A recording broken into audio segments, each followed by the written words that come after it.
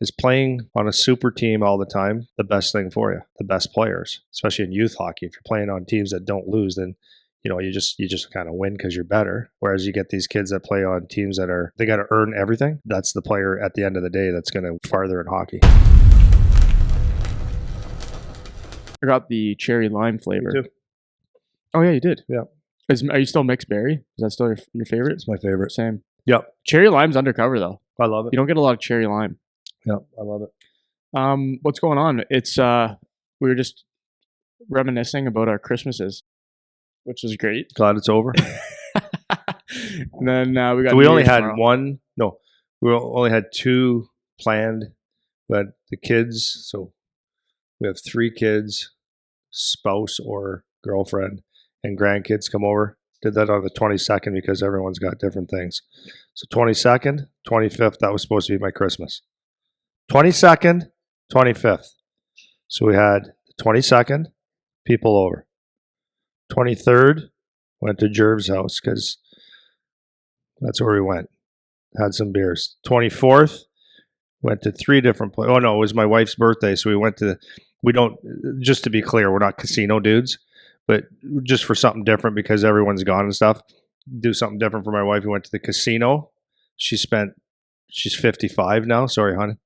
55 years old. She spent $55 at the casino, so we were there for 3 minutes. We had dinner. Really good at the casino, by the way.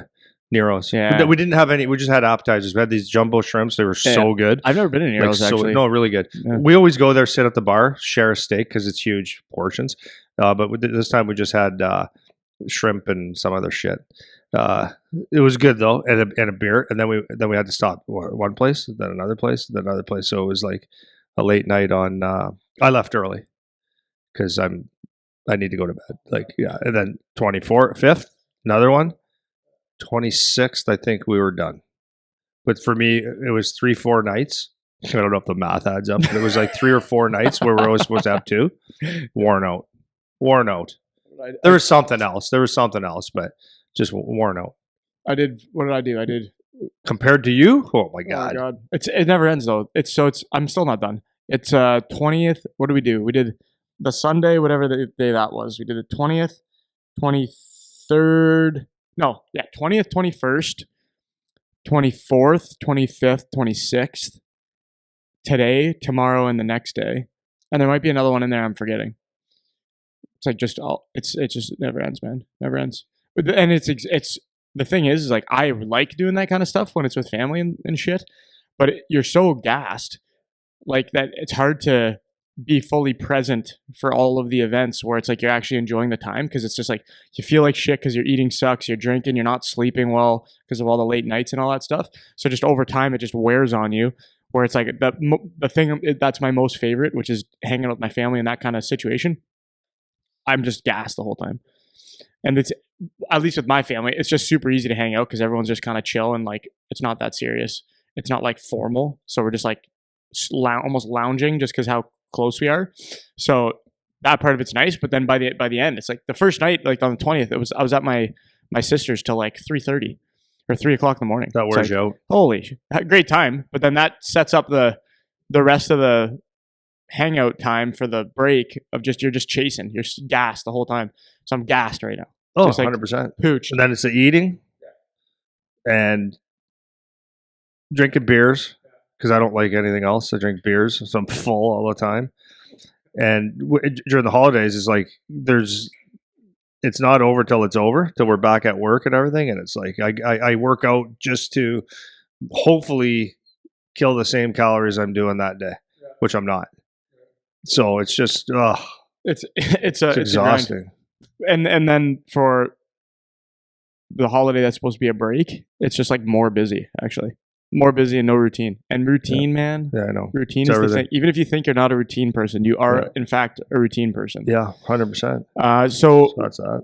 Yeah, that's that. Yeah, that's that part. The World Juniors. What are your general thoughts so far? Have you watched some of the games? Or? Yeah. You're not the biggest fan. I'm not. And what's the pause before you go? Whatever day it was, the Maybe it was the 24th. It was the day before the tournament started, whatever day that was. The Christmas, Boxing Day. Boxing Day is when it starts. Yeah, so it was before the first game. They were doing a TSN rewind or whatever they call it. And so while I'm carving the old turkey, they had the 2009 Canada-Russia game where Eberle scored with 5 seconds left in the game to tie it up, and then they ended up winning in the shootout, I believe. And I remember watching that game clearly from when I was a kid, and I remember being so fired up for watching the World Juniors when I was young. And that game was so iconic in my mind. And now I don't necessarily care as much now, but I always liked it when I was a kid. I thought it was super cool. But you're not quite so much. So what's the thoughts? It's not that I don't like. Okay, first of all, it's like the Olympics. Okay, people get all fired up about the Olympics, and if you're Canada, USA, one of the big countries playing against Germany, not to say you can't win or lose, but when you're playing those games, those aren't real games. Those aren't the games. It's like when you take a youth hockey team that's a top 10 team or top 5 team in North America, and you're playing like a Lolo. Like you don't get meaningful games until you get to the end of the tournament. So you quarterfinals, finals, semifinals, finals. So that's what I find with the juniors and stuff like that. The other side of it is, I used to like watching it because it was a Christmas thing, and then but you watch what I'm going to sound like such an asshole here, but I know I could replace other players on the Canadian team right now. And a lot of people say yeah, let's have a debate. It's not what it is. It's just because I watch a lot of junior hockey, and it's kids that get hyped and go to the Hockey Canada invitations early. It's like they make the team, and very very rarely do you see a kid that's actually having a great season that should be on the team that is not on the team. So that's number one. It's picked. I don't like using the words politics. I hate using that word, but it's almost like almost. But if you could take Canada and put a team B of a different style of team, I think they would do just as well or close to it. But you got a certain amount of kids that they get hyped, and it's you have to pick them for whatever reason. And I just see I don't like. I'll just be honest. I don't like the attitude that Canada brings to the World Juniors. I just don't like the attitude of it. I don't find it's lunch bucket. I don't find it's it's almost like an entitledness, and we should win, and we're the best, and all that kind of stuff. And maybe I'm just being a nitpicky asshole, but that's what I see, and it annoys the hell out of me. You look at a guy like I'm just gonna pick one guy for example, Nathan Aspinall that plays for Flint, 6'7" left foot, 6'7" left foot, 6'7" left winger, scoring goals, had a great first half, signed in the NHL, and he didn't get invited to the camp. What? Who couldn't use a 6'7" guy? He's not a guy that would be. He would be a guy that would go to that team hungry, having a good season, 6'7". Late addition to the team, earned it. He'd be hungry. You put him on the fourth line or third line, he'd probably work his way up anyways. But he would go out there and he'd give you what you actually need. Whereas with the team that Canada has, it's. I'm not saying everybody. I'm sounding like a jerk. It's not like I hate the kids. It's just that it's the same thing all the time. You got the same guys almost, and I don't find that. You got these guys that think that they should be there, and I don't think you take take Aspinall for example. He would be hungry. In my opinion, he'd be hungry to go play and perform and be honored, and it would be a new thing for him. And I think you'd get a lot more out of someone like that. I'd look at I'm just looking at the OHL. I'd look at maybe a Jared Woolley, and he's a big defenseman from London that he can score, he can shut down, he could hit. I'm not saying that he should be there or shouldn't be there, but he didn't even get a look. And it's like you've got your top tier guys. It's even like I find that with the NHL drafts. It's like they pencil guys in as this is where they should be, and it's really hard to knock them off of that pedestal. Yeah. Well, so that's why. But so my point to that is also like if you look forward, or if you go back and you look forward through the teams, if you look at the guys that have made the World Junior team, there's plenty of guys that were the upcoming stars that never make the NHL, and you got the guys like I'll use the Aspinall for example that end up playing in the NHL, right? So it's just I don't know, it's flawed. I don't like it. I don't hate it. I enjoy watching Canada and the big games and stuff like that, but You have your grievances. I do. It's, and I'm not. I guess the other thing is and being through it as a player and as a coach and watching, my kid go through it and stuff like that is, there is it. Okay, yeah, that's what I was going to say. Is you start off like in Canada and I guess the U.S. too. I guess most countries. I guess everyone. But you start off in Canada. You start off and there's the under 17. So I think it's called the Program of Excellence. Maybe it's not, or Hockey Canada Program of Excellence, maybe. And they identify guys. Okay, let's be realistic here. So you identify guys to play on the Team Canada U17, and they play in the World Championship, U17 World Championship. The team is basically made before there's not a tryout. So how do you pick a team the team is picked within 10 games of the CHL season? Well, who's watching 60 teams that closely to pick out guys? Like the team is already made. It's already made. And it's almost like those guys get almost, if they play decent or whatever, they're in that Hockey Canada umbrella, and then they go to U18s. Not everybody, but for the bulk of it. And then they're in that funnel of They've Hockey been around, Canada. so now they're around. And it's like, I don't know if other guys, you could get a rookie playing for a team that was a 7th round, or no, it wouldn't be a 7th round pick typically as a 16-year-old. But let's say for the U17s, you could say a late 2nd round pick or late 3rd round pick who's having a great year, and he doesn't get a look because he wasn't a 1st round pick. Yeah. So already that guy's tossed aside. Yeah. It doesn't mean he's tossed aside forever, but you've already paved the way. It's kind of like, that's the part I don't like. Yeah. So to maybe to play a little bit of defense, the process, like this, I can't imagine that they have as many resources as it would seem to do their maximum due diligence. So like imagine having to go, whether it's the Western League, the O or the Q, whatever, you have to go to college and you have to find the best 20 guys for the World Junior team. It's like, how much time and energy do they actually have available to really do a good job recruiting for that particular time of year at that? So like they a lot of them, they have to go off of past performance or whatever. And then a lot of time it's like, you just take for granted that, oh yeah, this kid that we had before, he's still going to be good, whatever. And they break it back in. But I would say, I do agree. It seems, well, you played for the under 17s. When you played under 17s, did it seem kind of like that is what happened? Like the U17s that you played with ended up going on to play the U18s, ended up going on to play World Juniors? Or was it? The junior team weeds out a little bit because you're going, like, it's a lot of years and a lot of players. But the U17 to U18, as long as you had a decent year, you went on. Yeah. Yeah.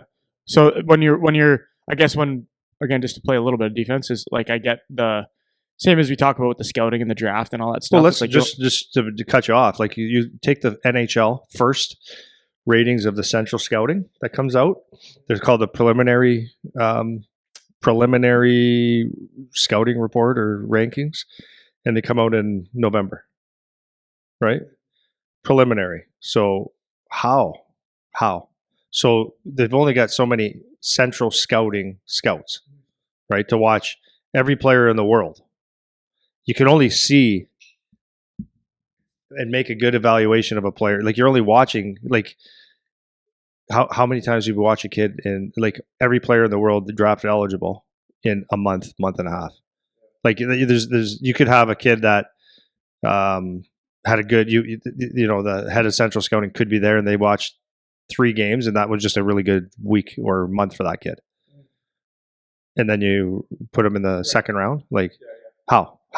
It's not real. It's partially real. Yeah, exactly. That's why you see the big drop or the big rise. But it's like, just hang on, man. Like, yeah, it's definitely not perfect. Well, so the other part that's interesting too is like we watch some of these games, and we had it again when Canada played Latvia the other night. It was 2-1 overtime, I think. Canada won, and it's like we were just talking about this before we started recording. It's like, how do these countries come in and compete, man? Because I think it was like a couple of years ago now we did that episode where we were looking at like populations of hockey players in different countries, It was like Canada and US kind of flip flop. I think the US passed Canada now, where both of them have like over 500,000 youth hockey players, let's say. The next highest was, I think it was Sweden, maybe it was Russia. I think it was Russia, maybe like 100,000 and a bit or something like that. Yeah, I actually don't know at all. People can double check these numbers. It's not exactly accurate, but then it went to like Sweden, which is like 66,000, 70,000, right? And then Finland's like 40,000. And so with a very small fraction of the options to choose from, you get a team like Latvia that I don't think they might have had like 20,000 hockey players in the country. I think you mentioned it the other day, and I don't know what the number was, but it's like obviously it's significantly tiny. less. So like they come in and compete, and they put on a good show against some of these teams. Like Czech was the same thing. Like they beat Finland last night. What a good game that was in overtime. And it's like, I mean, it's not like Finland's a huge country either, but they're a little bit bigger than Czech, I would think, or similar. So regardless, so these are small countries that are coming in and taking on the U.S., taking on whatever. Like was it Slovakia that U.S. played yesterday? And it was like a 7-5 game or something like that. I don't remember if it was Slovakia, one of the teams, it was whatever. Slovakia. And it's like, it's interesting to watch these teams come in, and we ask these questions all the time. I was talking to Dan about on the phone the other day of just like the different models of like how these teams are able to do this, where they can come in and compete. So what were your thoughts like watching some of those games and in the context of that tournament, like seeing some of these teams come in and play these tight games against, Canada's supposed to be a powerhouse, State's supposed to be a powerhouse. And how does that kind of play into your thoughts, just like you're saying on the tournament in general, or like the attitude and whatever coming in for the big teams playing against some of these smaller countries? Well, first of all, Canada, US, Russia, they're countries that they expect to win. Obviously, they have a big pool, and if Canada, and I would say even the US, if they put two teams together, it'd probably be very competitive, right? So that's number one. They do expect to win. They go into the tournament with the expectations that they should win, or they have a good chance of winning. And I don't know, like when you're the big team and you're playing a small country like that, it's like I as much as you want to say you got to get your head on straight, you got to take every game seriously, you got to button up, and all the details that you have to play hockey. There's also a part of especially a younger player that says, well, we're just going to beat them anyways. And at the end of the day, you probably will, right? Probably. Like, I'm not saying you always will, but you probably will. The difference is a team like Latvia. Like, so last year they came back and they almost did the exact same thing again. Last year they came back to Canada and they beat them in overtime, I think it was. And they were down 1-0, tied it, and they won in overtime. This year was almost the same thing, except for Canada got it. The difference was Canada got 2 of their goals on the power play, a 2-1 game on a power play. So even strength, whatever. So Latvia goes in there. Obviously, they're David against Goliath, right? They're hyped up for it. Every game they have to be, but they're hyped up for that game, and they know that if they make one, if they choose to be lazy in the D zone even a little bit, then that might end up in the back of the net, or probably will. So as 20 guys are committed to blocking shots, 20 guys are committed to working so hard in the defensive zone, and then they create their opportunities by having turnovers or mistakes and stuff like that, right? And hopefully Canada, or a big team, they get a little lazy, or they get a little bit comfortable, and next thing you know, it's a close game. So the difference is like you have all these kids or players that go in there and they're just so committed to blocking shots, right? And they're just 1,000% committed to it because they know that's their only chance of winning the game. They're not going to run and gun them. That would just be stupidity. So the game changes. But so then you look at a team like Canada who has, out of 20 players, I think there's mostly first rounders in the NHL and some guys that have played in the NHL. So you would think it wouldn't even matter, and you would think that and this is the thing with that game. Like I'm like, okay, when the game is that close, maybe like who steps up and says, well, let's get 5 hard hits, do something a little bit ridiculous, and get them to say, no, we're in this thing too. But at the end of the day, it doesn't matter if it was a 7-0 game, 15-0, or 2-1 overtime. It's about getting the win, right? So they ended up getting the win, and but it's easy to like I said, I think a big team like Canada in that game, I think they come in and they go, well, we're going to beat them. Like, that's just we're going to beat matter them. Of how badly. Yeah, we're going to beat them. And then they realize, maybe halfway through the first period, they go, okay, we're in one here. Yeah. We got it's going to come. And they had opportunities and stuff, but those guys were like in that, played that 5 of diamonds, and they were blocking shots and unbelievable. So this is one of the things that I've said to my guys at the U18 level. It's not the same as World Juniors, but the concept is the same.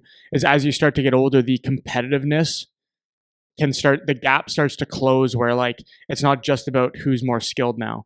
Where it's like when you're younger, the team that skates the best, shoots the best, passes the best, whatever, they're going to win every time. So it's like you go to a U12 game or whatever, and you'll get the best whatever team that will crush whoever they're playing against no matter what every time. Whereas you start to get older, and those top teams, they're still the top teams, but the difference between the top team playing, the number 30 team is a lot closer because you're older now. So like the competitive juice can make up for a lot of gap between a lot of these teams. And I think that you start to see that at the World Juniors as well, where it's like at under 20, where everybody's, on average, let's say 18 years old, everybody's working. Guys are strong, guys are big, and you can cover a lot of skill gaps with the fact that just your effort and competitive level can keep you in the game, more or less. Provided your baseline isn't too far off, obviously. But I noticed that with our guys in U18, like we'll go play against for whatever the rankings are worth. If we're number 7 in Ontario, we'll play number 30.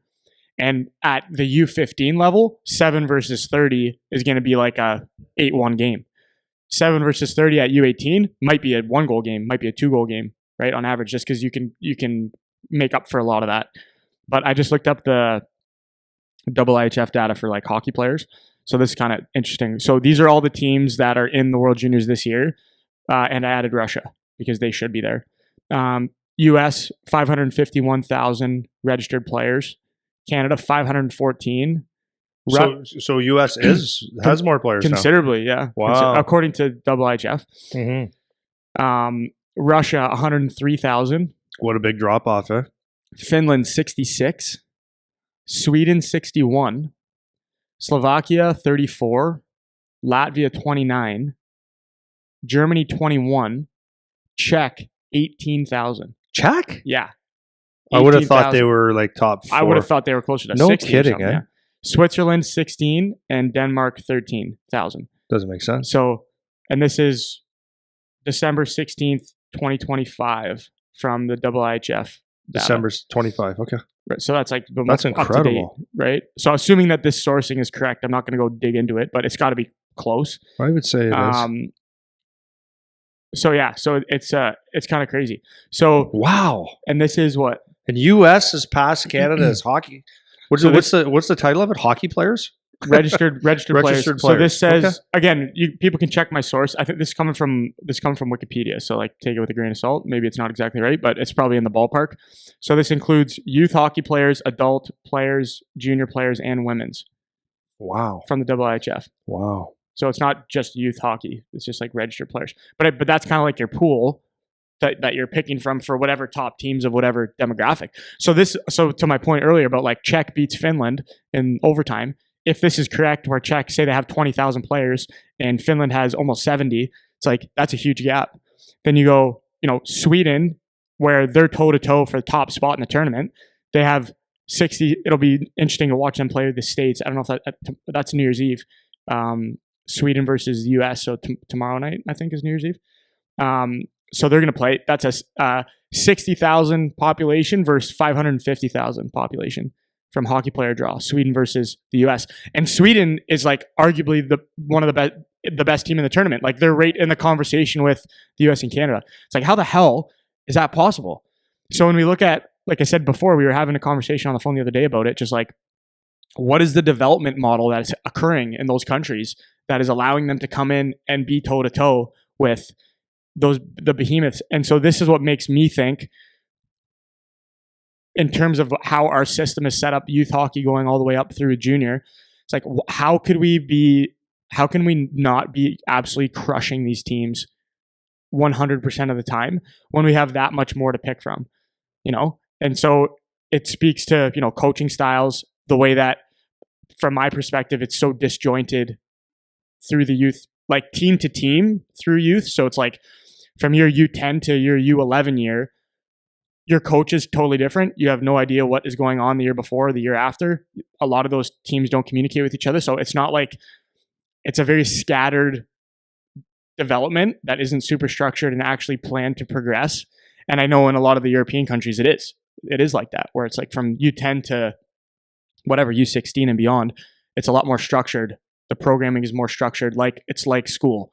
It's like it's like the soccer model almost. Yeah, right. The club teams, and I think of it a lot like they treat sports a lot like we treat education, where it's like from grade. There's a very strict curriculum. Like when from grade whatever junior kindergarten to grade 12, it's like you do this and then you do this and then you do this and then you do this, and it's like it's an assembly line of like everybody's going to get this basic knowledge, and then some kids are going to excel with that knowledge and some kids aren't.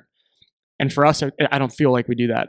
So like the kids in youth, like some of them may never get the base level knowledge because their coaches just don't know it or they don't teach it, or it's kind of just, throwing a dart at the wall and seeing if you get lucky and hit. Or we have so many that it's like, how do you control it? Yeah, it's like right? herding cats, right? And even, or yeah, I guess on the flip side, it's like there's so many different styles, there's so many different things to coach that such a big country, huge country. Like how do you even systematize it where it can be, brought together? Well, I think the U.S. has done a good job with that, right? Like with they've they have total different ways of doing things than we did in Canada because they always had that college model, right?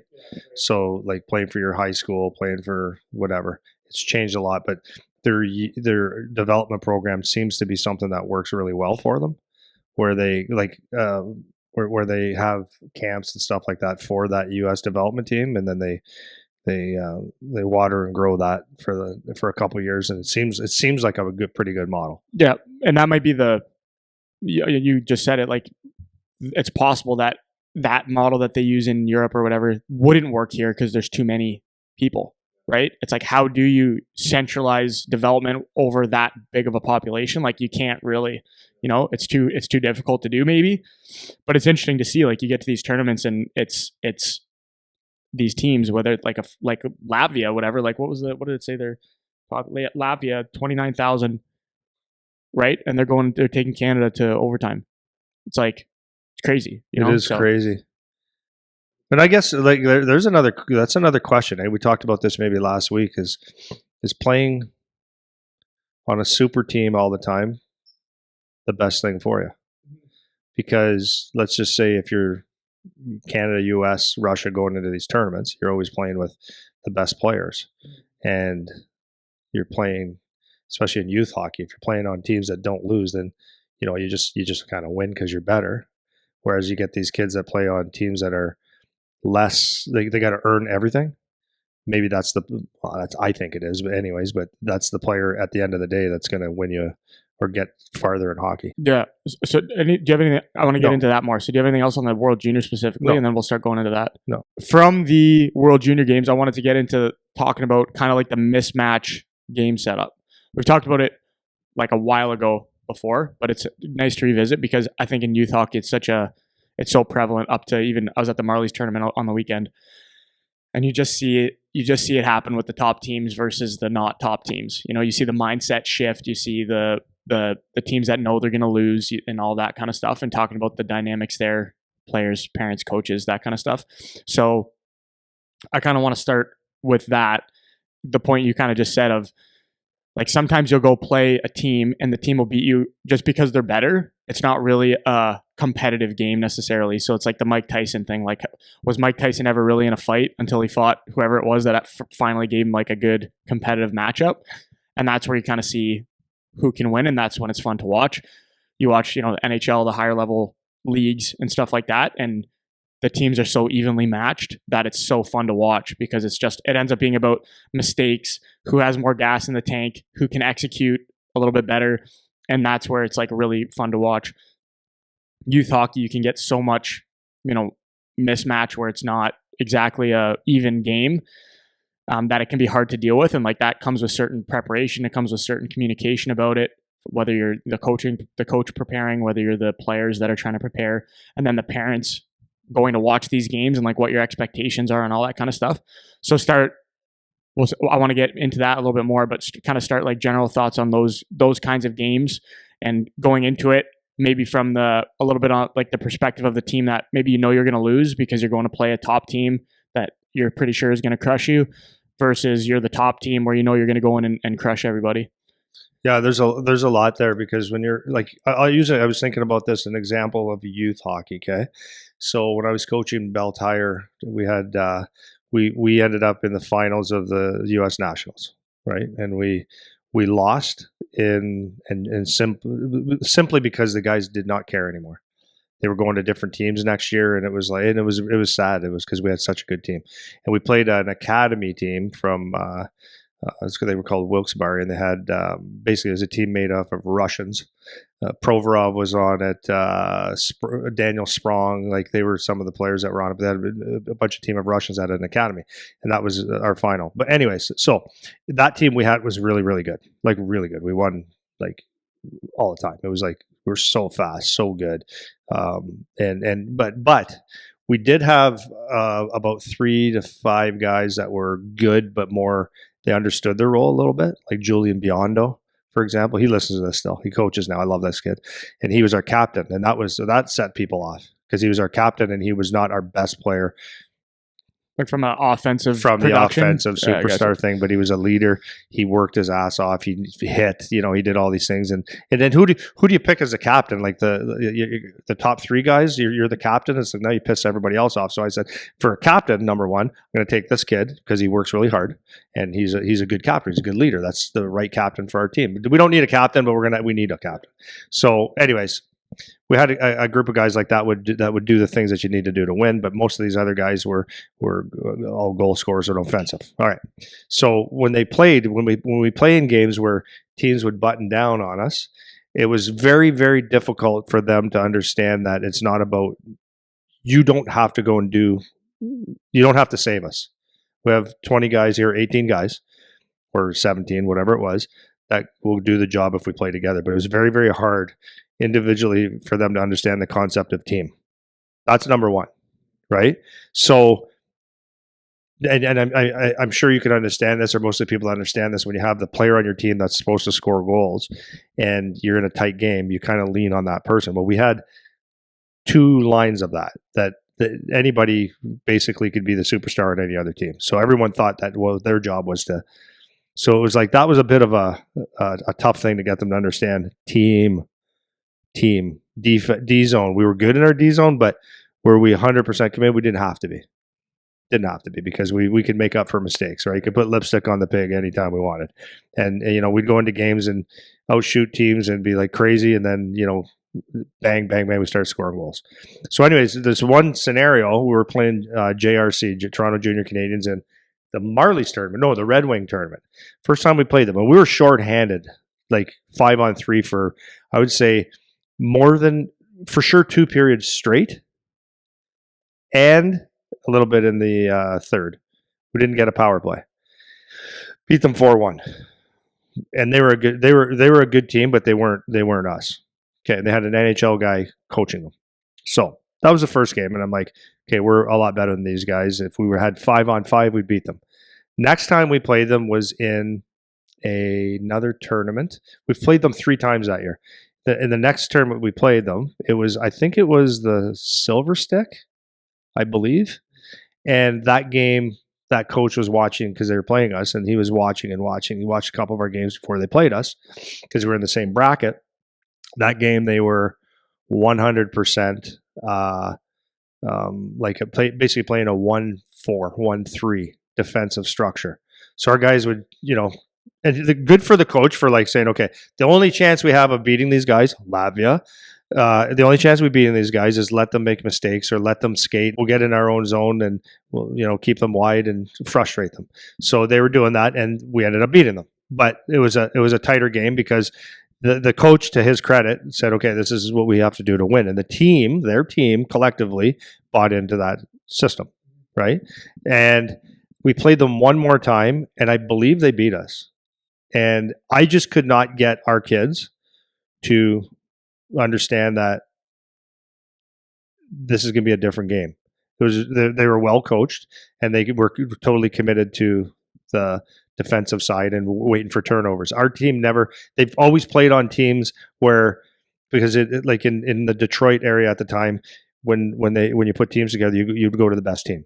And they still do that. Okay, this team's going to be better. I'm leaving. I'm going to go there. And they stack teams. So they never really had to be totally committed to the D zone, totally committed to blocking shots because they do it in other ways. They don't fancy you, right? And that's what our team, that was the biggest problem with that. So I think that goes into your question is like, how do you match up? So if you're a team, and I've always said that, like, we talked about this because Rich and I were talking about that for our team next year, right? What kind of style do you want to play, Andy? Like, what do you think? And I said, well, I don't know. I can't tell you that right now because I don't know what kind of team we have. If we have a super high skilled team, then I'm certainly not going to play a 1-4, right? If we have a really big, maybe a little bit more muckier of a team, then maybe I will play a more defensive system or a much more physical system. I'm going to use the assets that I have on my team to have a style, right? But more importantly, is I want to have kids that are committed to being hockey players, not just being superstars. And it's very hard. And I know it's, I've watched 5 years of the OHL, like day in and day out. And it's very, very hard it's very hard to see kids that are 100 committed to the team because kids want to get drafted. It's no different than youth hockey, right? And when the kids that are team players, you could see them. They stick out like a sore thumb, and you go, okay, that kid. It's hard to find. So even at that level, right? Because kids. They talk to parents, talk to agents. It's all about getting drafted and getting looked at, and they forget the fact that if you're a team player, everything kind of works out. So that's to me is the biggest thing is getting those teams, getting your players to believe in the concept of a team, and that's why I think. Like we have Sean here. That's with the police. He's on the TAC team, and I think it's really important that all our teams go through, that team building thing to realize like how important it is. Like I say this a lot, but it's that kid, and this is why I always elevated the kids on our team that were not the stars, because the star is going to get his goal. And sometimes they're lucky goals. Sometimes they're really beautiful goals, really nice plays. Sometimes they're just because you're better than the other guys. But I always like to elevate that kid that, just worked real hard in a corner, came out with out of the corner when he was fighting against three guys, or getting a puck out when it was almost impossible, or blocking a shot, or in a tight game when they have an empty net, he chose to just make sure he got it out of the zone instead of icing it and trying to get the goal. Not saying that that's a bad thing, but seeing the selflessness and just caring about the win. That's the thing that you want to focus on the most, and that's what I saw in Latvia. That's what I'm seeing with the younger teams or the smaller countries in the World Junior Tournament is that they have to play that team game, or else they have no chance, right? So if you can get your top guys to understand the importance of a team, then you have a better chance to win. So when you're a really good team. Going against a team that you should beat, it's like I said earlier in the podcast, it's really hard for kids to really truly believe that every game has to be executed with 100% heart, effort, soul, team. You can take for granted that just playing a lower team, you're going to win, right? So your attitude has to be. It's hard to dial in, but you have to have it. So if you're put your coach hat on. If you're going into, let's say you have a really weak team. Like you talked about this with Charlie's little team when he was with Essex, whatever. If you're going into to play a team where more likely than not you're going to get smacked, or you're going to get beat, whatever. What's the mindset and how you prepare the team? Like what are some of the things you do leading up to that game? What's the type of communication you have with the team? Like what's the messaging and how you can try to get the players to understand, you have a chance maybe if you do these things, and if you don't, maybe you don't. Like, and then, not at the same time, not pretending that this is going to be an even game necessarily, right? So how do you approach that kind of situation on the losing side or on the worst team side? Different ways, but like depending on the age too, depending on what you've worked on as a team. Like you're not going to take a team if you've never really coached them, if they have zero talent and you're playing like a really, really good team and say, okay, guys, just let's work hard. No. Like you got to have some structure, right? So that's why it's important that your team, you structure it in a certain way that they can have some success, right? So like when we had our not so good team, it was like, okay, like we have to kind of be like, even though they were young, I had to teach them how to be defensive because that was going to be the most important team, most important part of the game. And when they played against good teams, that would we could tighten that up, and that's why reward blocking shots, reward getting on loose pucks and stuff like that, right? What was the question again? Just if you're preparing the lower end team against a better team. Okay, so if you're playing a lower end team and you're playing a higher end team, like there's a couple ways you can do it. Number one is you could talk about, and I've done this with a team, they were younger, and I told them a story about David and Goliath. And today you are David. You have one slingshot and you got this giant.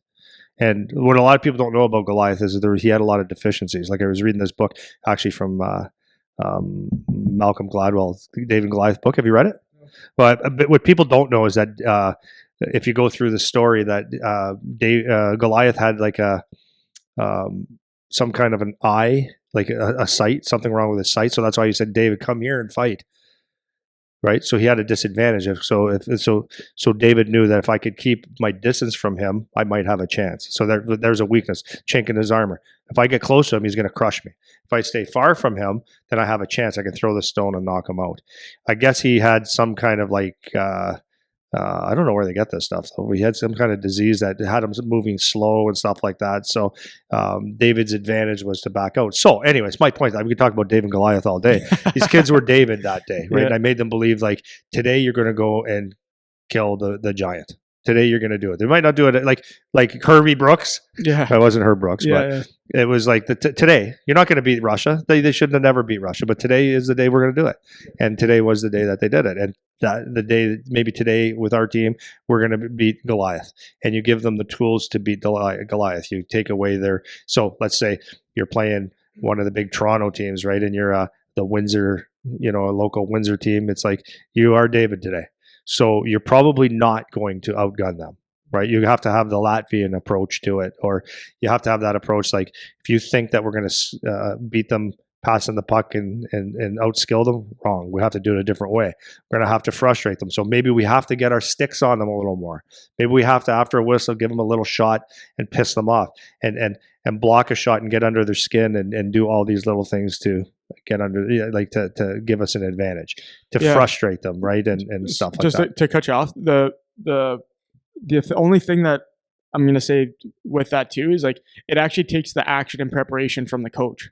So like, you can't just go in and talk, because so this is, I'll give you a little of my perspective. When I played AAA growing up, our team was horrible. Like, it was no fun. We went and got smacked every game all the time. We would lose to bad teams. Like, it was horrible up until like U15. Then we started to like be like okay, but still not good. And then U16, we were like a little bit more competitive, but still never good ever.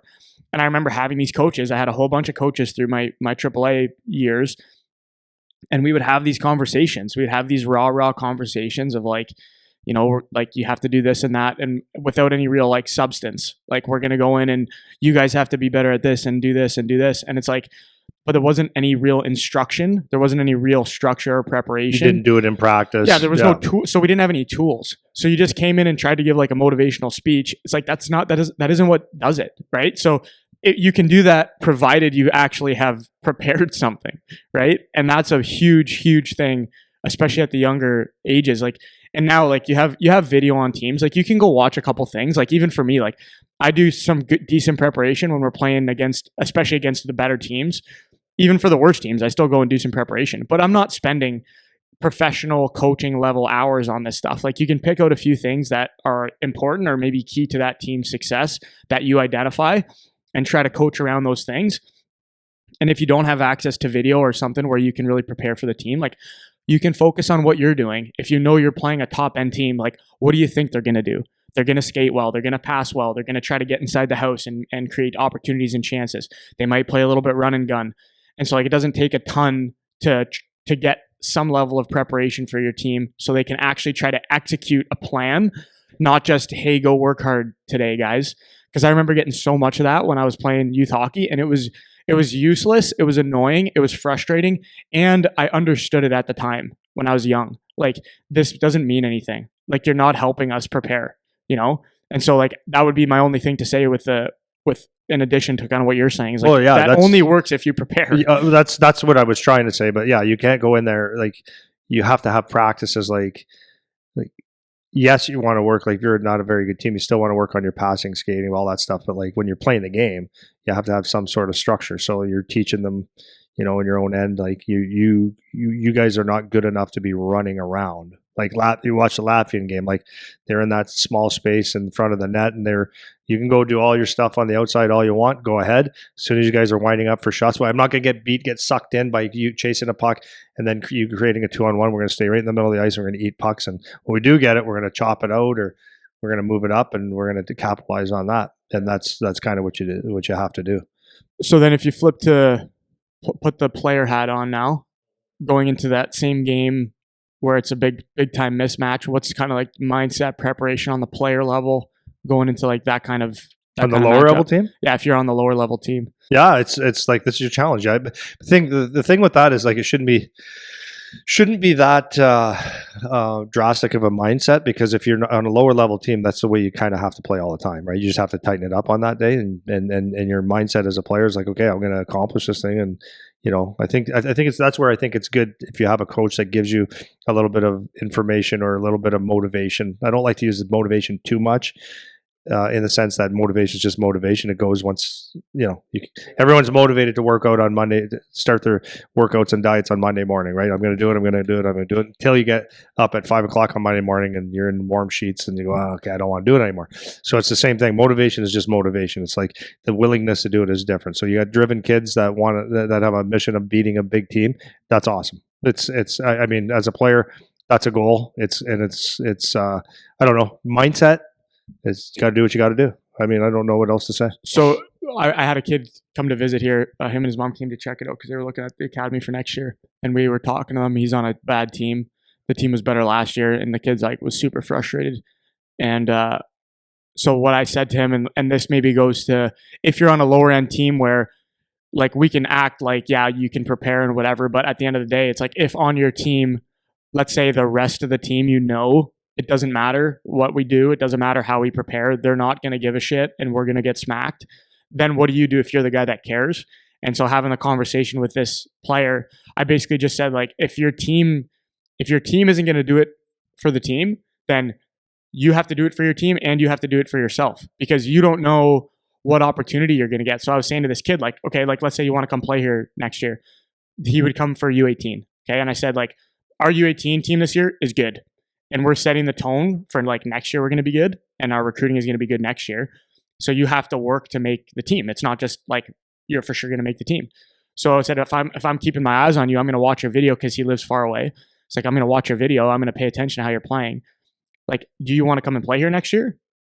Because, and maybe you don't, but if you do, like, I'm going to watch. I don't care that your team's no good. If you're good and I want you on our team, it doesn't matter that your team's no good. So you can't defeat yourself and not perform well, because you might take opportunities away from yourself if you care. So going into those games, like you've said this before, maybe on that team you're playing, they have a top 5 pick that's going to be coming out or something, and you just are glued to that guy the whole game, right? And you're making it really miserable. Maybe you don't score any goals. Maybe you don't get to make any really nice offensive plays because of how much the teams are like the discrepancy between the level of each team. But you can go and stick your nose in that guy's face all game and just make sure that you're sticking out for the opposite reason. This guy's trying to be offensive and you're just totally locking him down, and like trying to find a way to get yourself engaged in the game despite the fact that you're on a team that's no good, that is definitely going to lose anyways, where they're going to get smacked and you're going to be frustrated and all that stuff. And trying to keep that at the forefront of your mind is like, I'm going to try to do this for my team because it's also good for me. Like there's that motivational loop that you can try to give yourself to make sure you stay up for those big games, even though you know that the result is going to be bad. Because this was exactly me, like to a T, all through AAA. It's like we had 3 good players on my team until I was like U16. Then we got a couple other guys that came up from like AA back when that was a thing, and we just knew, like I knew going in, like we're gonna get smacked, like we're gonna get destroyed. Doesn't matter what we do, doesn't matter who says what, doesn't matter. And half the guys, 3/4 of the guys aren't really gonna care about it anyways. And I would have loved to have these kind of some guys to go to war with. Yeah, right. Yeah. And so that's maybe something to keep in mind in terms of the the mindset for. Yeah. Well, that's a good point that I forgot to say too. Is like that's something I've always said to my kid, and players that that I get to teach, like you're playing against, you name the player, right? Like you get to the OHL or junior, with the guys that's supposed to be the big star, junior youth hockey, the guy that's supposed to go, everyone's hearing he's a first round pick, and you're playing against the big, the Toronto, whatever, the Detroit, whatever. It's an opportunity for you. That's what we talked about a couple weeks ago. Every time there's something bad, there's a good. And that's your chance to, like, if everybody's coming to watch who's a name this year, that's okay, let's just say Ethan Belchez for the Windsor Spitfires, because he was a first overall pick in the OHL, and he's going to be a high pick in the NHL this year, supposedly. And he's 6'5", he's 230. Well, Scout, that when you go to a game, let's say you're an underrated player on a bad team. Well, what can you do to get yourself noticed or to help your team? Well, if this guy's a star, you could take that's Liam Greentree, who's a first round pick, and all that stuff. When you're on the ice with these people, it's like you have a chance to make an impact. It's not necessarily saying that you're going to score, but you get to make an impact in the game. So if someone's watching Ethan Belchez all game and you're on the ice with him every shift and you're playing against him, you have an opportunity to get noticed too if you're in his face every time. If you beat him, if you go 50-50s in battles with him, and you come out 50% of the time with the puck or more, or if you knock him on his ass, or you frustrate him and make him take a penalty on you, and he's chirping you and you get under his skin, maybe you chip in a point or whatever, all of a sudden they're looking at that name and they're going, that kid stood out today too, like, right? Or you shut down, like you do something against a top guy and you make an impact that way. So just because people are here to watch this guy doesn't mean that they can't watch you, because you can change that script real quick. And if you do that once, maybe you're on the list, maybe you're on someone's radar one game and then you disappear. But if you have that mindset every time you play, I'm going to make an impact today. I'm going to make an impact in this game. Who's their guy? And it's not like it might not be going goal for goal, skill for skill, but there's a way that you can impact the game every single day. And those are guys that get drafted, man. They get drafted. Like and trust me on this, it's not the guys, once you get to the OHL, college, and NHL, it's not the guys that are necessarily the most skilled. It's the guys that have the most will, or they bring something to the table that other people don't have. And I'm telling you, as a player, I've seen it as a coach, seen it in games, a lot of guys disappear when someone actually plays against them, plays hard against them. A lot of guys disappear. Everybody loves an easy game with a little bit of room. No, right? For sure. So I just quickly on the flip side, do you have anything kind of along the same lines if you're coaching, preparing the better team for a worse game, or for the players when they're going into playing a worse team? Like, so if you're on the better end of the deal, when you're going to go in and crush somebody, anything quick on coaching preparation versus kid preparation, messaging, and all that?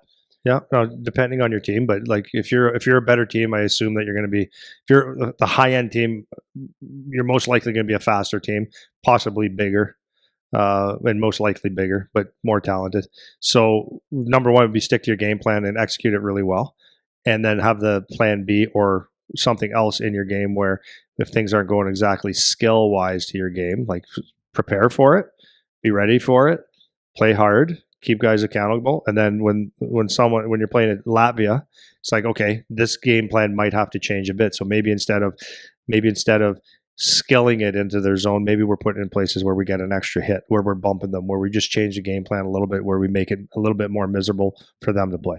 So you don't have to, you always want to play to your identity the best you can, but you can make adjustments if you have to, right? So if you're seeing it's one of those frustrating games, just don't get frustrated like going into the penalty box. Maybe this is your opportunity to just change a game plan where you're getting a few more bumps.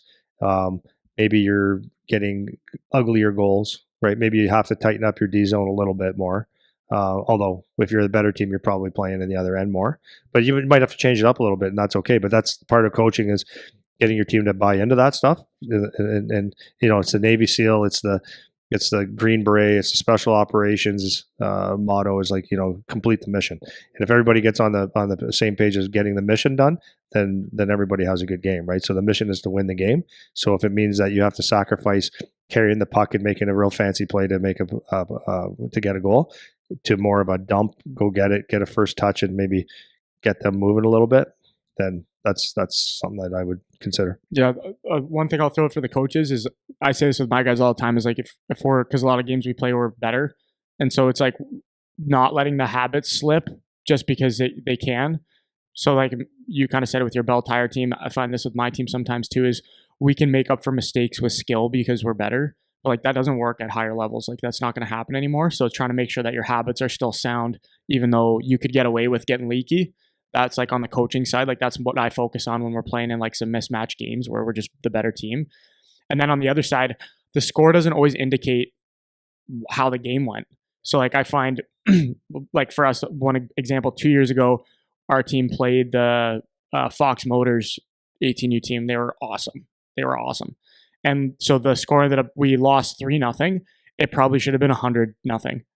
Our goalie had like the game of his life, and our team did a pretty good job like breaking up plays and staying committed to what we were doing. But they dominated it. Like it wasn't even close. Like it was not even close. So like I can go into the room and be like, "Hey, like 3-0 guys, like good job for our team." But on the flip side, like I don't know what the coach said to their team after the game, obviously, but like maybe he went in and ripped them because it was only 3-0, or maybe he didn't because they still dominated us and they did a lot of the good things, but the pucks weren't going in. And so just like keeping a perspective on as a coach of like the score doesn't always indicate like what actually happened. Sometimes you're in a tight game because the other team earned it. Sometimes you are in a tight game because things aren't going your way, or they're just more in the way, or they're playing a good defensive system. Like it happened to us at the Gold Puck the last game. We ended up losing 2-1, 3-1 with the empty netter, and like it was utter domination. Like we should have never lost that game. And so like I'm not going to come in and say you guys played terrible. Like you didn't. You played good hockey. We just didn't execute well enough, and that's why we lost. So just on the coaching side, it's like keeping that in mind.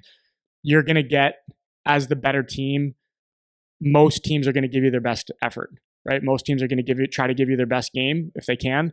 And so sometimes that's just what's going to happen. Games are going to be tighter that maybe don't seem like they should be on paper or whatever, but just having some good perspective on whether or not is your team playing poorly or is the other team doing a good job, and you're just not getting the same kind of bounce that you would normally get, if that kind of makes sense.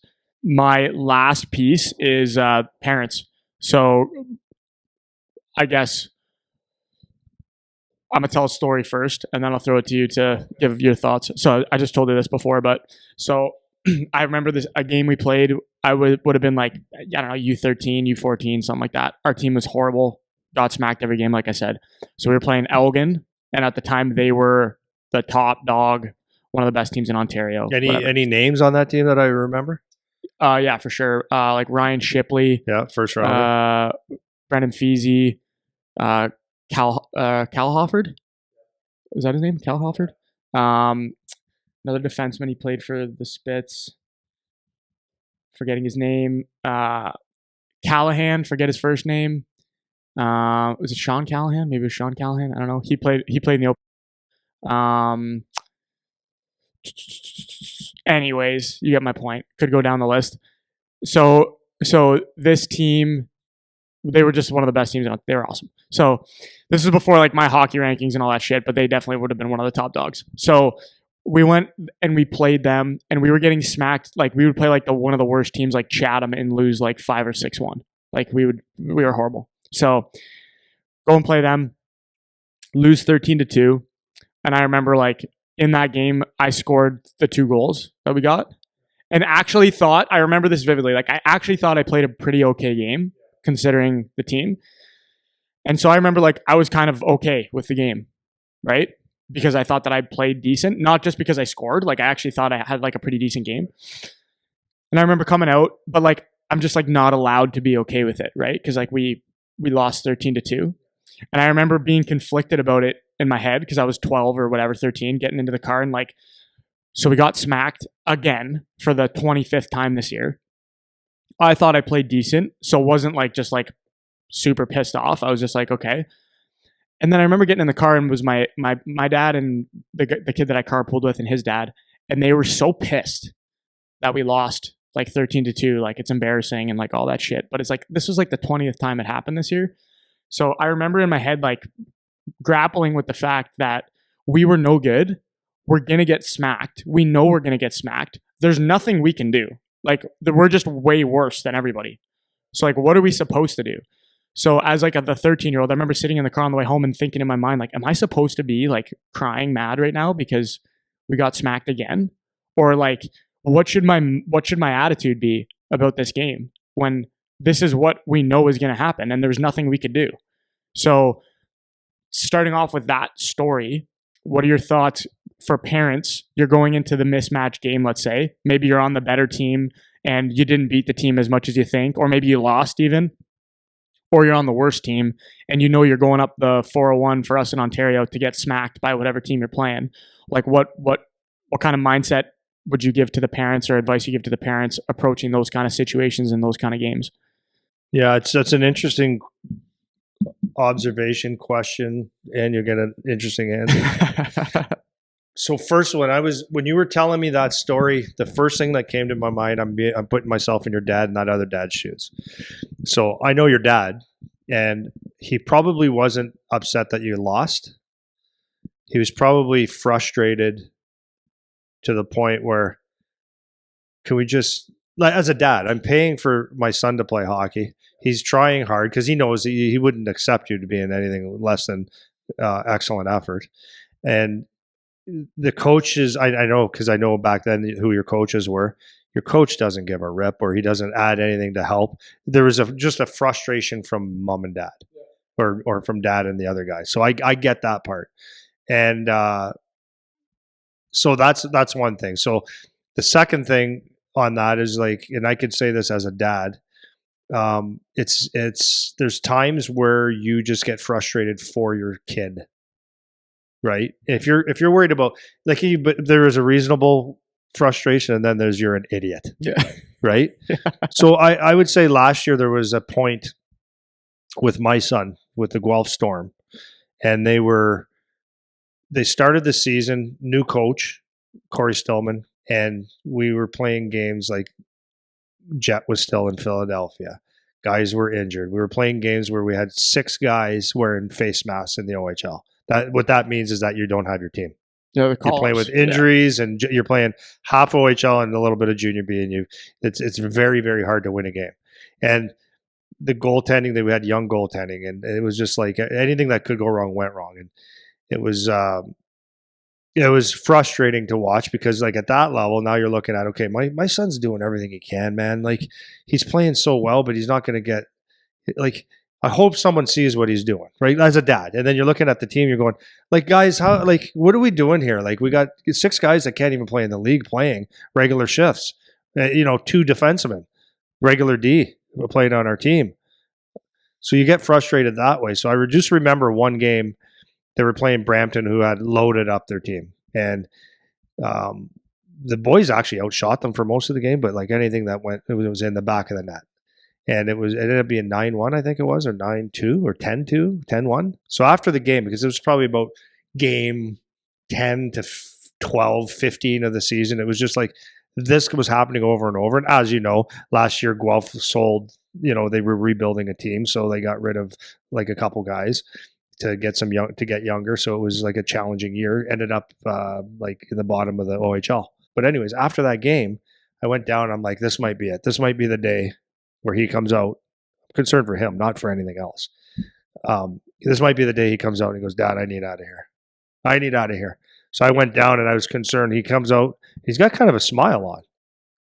I'm like, that's interesting. So I went up to him and asked the dad question, not hockey question. I said, how are you? How's your head? And he goes, awesome. I go, what? He goes, Dad, I love my coach. He goes, I love my coach and I love playing for this team. And what do you say about the coach? He goes, he was positive the whole time. He said, we're doing these things right. We're doing these things right. And he goes, I love this guy. I said, okay. That's all I needed to know. Right? Because I needed to know that his mind, his headspace was good, not this sucks and he was just going to go into a spiral. So that coach kept him alive. You know what I mean by that? It was like my kid kept himself alive too, but that coach gave him a lifeline, like gave him breath, yeah. Gave him like, if it's going to be okay, I'm here for you. It's going to be good, and it was like one of the best things for him. So for me, what my point to saying that is, like, as a dad, is number one, you have an expectation. Like you should know if you're playing for, the Emeryville Tigers and you're playing the Toronto Marlies, don't expect to win. Yeah. It's going to be a blowout. Yeah. Right? It's going to be a blowout. Yeah. Don't be upset about the win or the loss. But number one is like as a parent, you do have an expectation that your kid's going to give everything he's got. Like he's going to work hard and give you effort best that he can. And that's all you can ask for. The next thing is that you want to make sure that that my conversation with my son that day wasn't about losing. It wasn't about him getting drafted. It wasn't about him not scoring or whatever. My conversation with him is that you're healthy. That is your mindset okay? And he said it was, so that's good enough for me. Because at the end of the day, he was 18 years old, and if you don't get drafted or you're not good enough to play in the NHL or get drafted or be a good OHL or whatever it is, that's not on me. You have to figure that out. That part's gone for me. I can't help you anymore necessarily. But what I can always make sure is that if I touch base with your brain and your head and your mind space, because I know my son better than anybody. Me and my wife know my son better than anybody. If he said, "Dad, I'm really frustrating right now," I'm really frustrated right now, and then that's a different conversation, right? But when he told me he was okay, then it's got to be okay with me, right? I can't want it more than him. That's that thing that we talk about all the time is in a household you can have a motivated player, you can have a motivated parent, but typically they don't live in the same house. So I just want my son to be the motivated one. And if he's not, it's not my job anymore, right? So that's what I would say to parents is like just it's yes, we like to win. Yes, we like to enjoy like good competitive hockey, but like you got to look at certain things, and you can't blame coaches all the time because coaches are coaching what they have, and sometimes you can. Sometimes coaches don't care, but at the end of the day, you're in this situation. You have to find the good side of everything. You really do. Like we talked about a couple of days. What is good about this thing? And for that situation right there, it was good. I mean, and the season, like I'll just go back to my kid who I care about more than the team because I'm the dad. My son had an excellent year and everything worked out really well for him, right? And but I checked in with him, and I didn't because if he was in a space where you had to vent or really had to talk him through something, or he wasn't going to play his heart off, he would have. But if he was in a bad headspace, then I would have had to talk to him about that, or give him some sort of dad advice. Yeah. So specifically, if you're going into, obviously this would be more like youth level, where you're going to one of these big tournaments and it's going to be a bad game, probably, where like you might get waxed. I think like just it's so hard because I get the getting caught up in the situation and all that, but like you just have to have like some tempered expectations on like what is actually reasonable for kids. I think your point is well taken. Like that was something I wasn't even thinking of necessarily. It's like, yeah, parents are paying to do this stuff, and it takes a lot of their time, and it consumes their whole life. Effort is very, very important for me. Yeah, without effort, like why are you playing? So for yours, like your specific kid, when you're looking at it, I get all that, but I'm more on like the team level or on like the program level when you're going into some of these places and you know that this is not going to be a great game. Like, what is a reasonable reaction as the parent? Before the game or after? Before, whatever. Like going into the game, what is your mindset? And then after the game, outside of your individual kid, like what is a reasonable way for you to behave as the adult going into those situations? And on the flip side, like, because you said this before too, like when you were coaching Bell Tire, if you guys lost the game or it was close, it was like the walls were caving in, right? And so like keeping some perspective on that, like maybe just we'll finish on this. So just like what is on the whole, not just for your individual kid, what's like a reasonable way to approach those kind of situations, whether it's you're the high end team or you're the lower end team going into that kind of situation? Well, first of all, they're kids. You don't know what you're going to get. You don't. You can have the best team. They have a bad game. Like you just never know. Expectations, like I always say, like there are no expectations. Your expectation is that you're going to work hard and you're going to listen to your coach, and you can only control what you can control. So if you like, this is the thing, a message for parents for sure is like, you can't control how your son plays. You can't control how other players play. You can't control other people's mistakes. You can't control the coaches. You can't. You can only control what you can control. And what you can control is watch the game. It has nothing to do with you. The only thing that, in my opinion, is if that can get you, like, you're gonna have emotions. You are like, there's times with my son's team where I was like, yeah, my God, they should have won that. Like, but at the end of the day, it's not going to affect my life, actually, right? It's not. So you go and watch your kid play hockey. Like enjoy watching your son play hockey. That's I know that sounds like ridiculous or too simple, or that there's more to it, but there's not. There's not. Enjoy watching your son or daughter play hockey, and where your lessons, or where you should be frustrated if your son, you can't get upset if they're not good enough, because that's not, because I'm sure they want to be good enough.